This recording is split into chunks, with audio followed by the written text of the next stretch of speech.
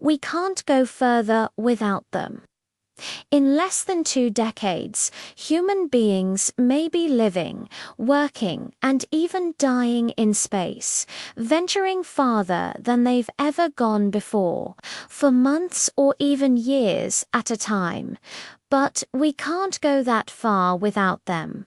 It might not seem like it, but right now, all around us, artificial intelligence is already helping to push the boundaries of space exploration.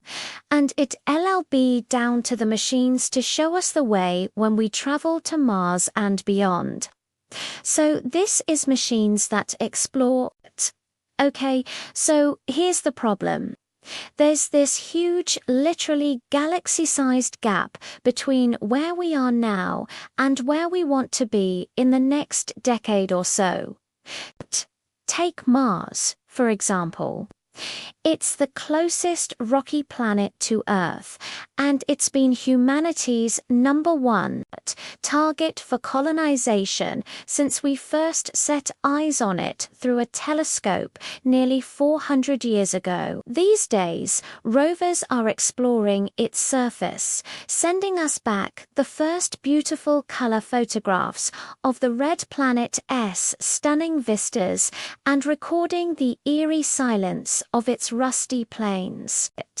But even though Mars seems almost tantalizingly close, the reality is that we still haven't got there yet, and there are 3 main reasons why. The first is cost. Just launching the most basic supplies to the surface of Mars would cost billions of dollars, if not tens of billions. It's so expensive that no country could afford to do it alone. Even with international cooperation, the price tag is so high that NASA's planning to send people to Mars by the 2030s would require an increase in funding over the next decade of around $100 billion. The second is time. Even if we could afford to launch all the stuff we need to sustain people on another planet, it would take a long, long time to get there.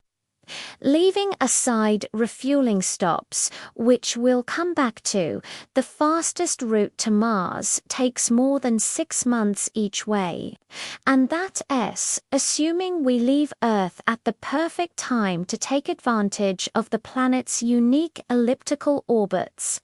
Add to that the fact that any decent length stay on Mars would also require a return trip back to Earth. And we're looking at having people in transit for more than a year, cut off from their friends and family, rationed supplies, and stuck inside a tin can, hurtling through the void of space. The third reason is danger. Traveling to Mars is going to be incredibly dangerous.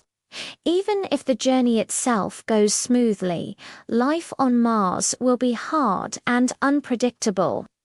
We don't know what threats might lie dormant on the planet, or how our bodies will cope with prolonged exposure to low gravity or radiation. So those are the challenges we face: cost, time, and danger. Can machines help us overcome them? Absolutely. Machines can be cheap, fast, and hardy, qualities we definitely need in our quest to explore more of space. Rovers and probes have been helping us understand our solar system for decades. The Voyager probes, launched in 1977, for example, are still operational more than 40 years later. They're some of the most remarkable machines ever built. But the idea of deploying robots to do all the work for us is a bit more controversial. Would it be cheaper? Well, yes, it would. But does it make sense? Let's think about it. Sending up supplies for a crew of astronauts costs billions of dollars. Sending a machine instead, much less. Also, machines don't get tired, bored, ill, or die. And they can be built to last much longer than the average human lifespan.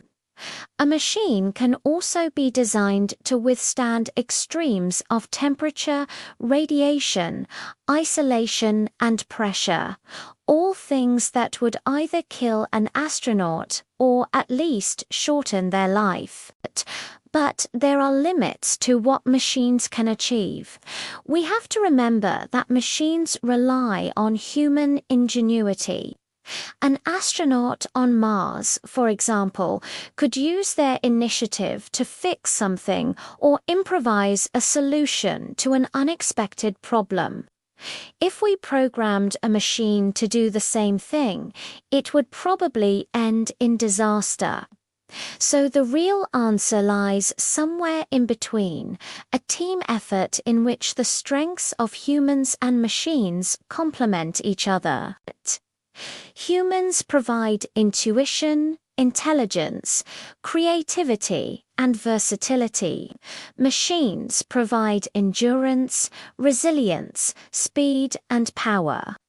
NASA believes that the synergy created by combining human and artificial intelligence will be key to achieving what either could do alone. This is the basis of crew health, autonomy, biotechnology, and education, known as the Chameleon Project. By placing astronauts and AI agents aboard the Orion spacecraft and the Gateway Station, NASA believes it will revolutionize our ability to explore farther than we've ever gone before. So let's look at how it works. First of all, Orion, which has been described as a, quote, sea vessel for deep space, is NASA's next-generation crewed Starliner spacecraft that'll carry astronauts to the Moon and eventually Mars. It'll be equipped with a series of smaller modules, one of which will contain a number of autonomous AI agents.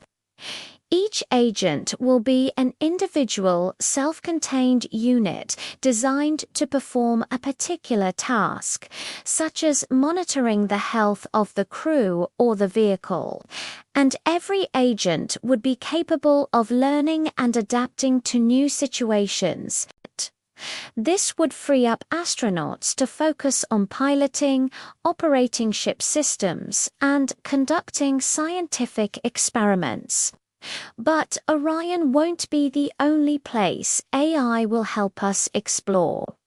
Another important element in NASA's plans is the Gateway, a planned space station that will orbit the Moon and serve as a hub for traffic between the lunar surface and destinations throughout the solar system.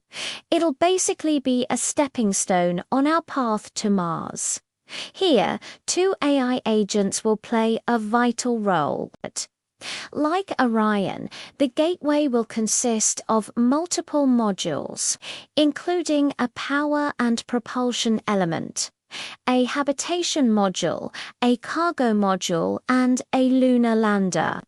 The station will be able to host up to 4 people for 30 days at a time, but it'll only be fully functional once the power module is operational, and that won't happen until at least 2024, if all goes well. That means that anyone who visits Gateway in the near future will have to contend with limited functionality and limited resources. Again, this is where AI comes in. Agents will be deployed to monitor the situation, identify problems, and solve them automatically. Now, we've talked about how AI can help with tasks that are too difficult, boring, or dangerous for human beings. But what about the flip side? How can human beings help AI after all? If AI is supposed to be intelligent, surely it can solve all these problems by itself. Well, yes, it can. But there are limits.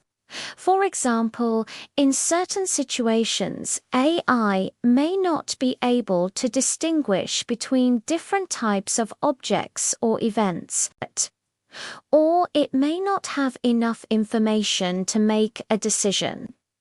In cases like these, AI needs human assistance. Astronauts on board the Gateway could help AI interpret data, identify objects, and make decisions.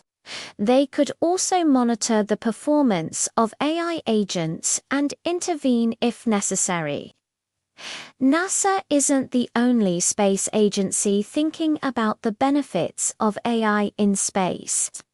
ESA, the European Space Agency, for example, is developing an AI-powered robot called Comet, which will be used to search for water and organic molecules on the surface of comets. Meanwhile, Russia's space agency is planning to send a humanoid robot called Fedor to the International Space Station later this year, and China has developed a series of AI-powered rovers that have been exploring the far side of the moon. But while there's a lot of talk about the potential benefits of AI in space, there are also concerns about the risks. For example, what happens if an AI system malfunctions and starts behaving erratically?